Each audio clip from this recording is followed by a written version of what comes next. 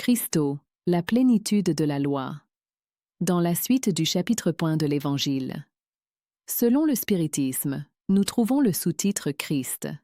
Ici, Allan Kardec montre que Jésus n'est pas venu détruire la loi, mais la remplir dans son essence.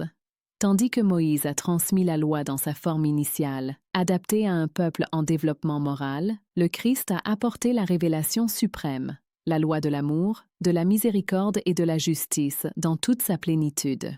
Le Christ universalise le message divin en retirant les aspects transitoires de l'ancienne loi et en offrant à tous les peuples la directive majeure de l'amour du prochain.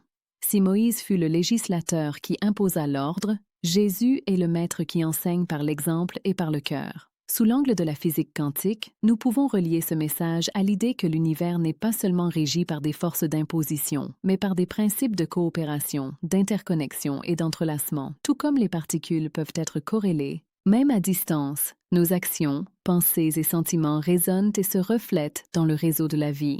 L'amour, par conséquent, est l'énergie la plus puissante de cohésion universelle. Dans la psychologie fondée sur des preuves, des pratiques telles que la compassion et l'empathie sont reconnues comme des facteurs favorisant la santé mentale, réduisant l'anxiété et renforçant la résilience.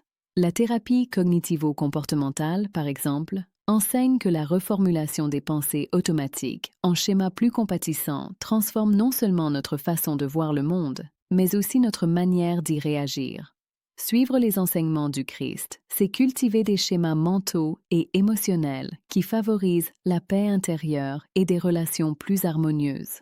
Dans la vie quotidienne, appliquer cette leçon signifie choisir la bonté dans des situations simples, un geste de patience dans la circulation, un mot d'encouragement à un ami, un acte de pardon face à une offense. Chaque petite action d'amour contribue au progrès spirituel et collectif. Référence. L'Évangile selon le spiritisme, chapitre 10, Christ. Si ce message vous a touché, abonnez-vous à la chaîne, activez les notifications et partagez cette vidéo pour que davantage de personnes reçoivent cette inspiration.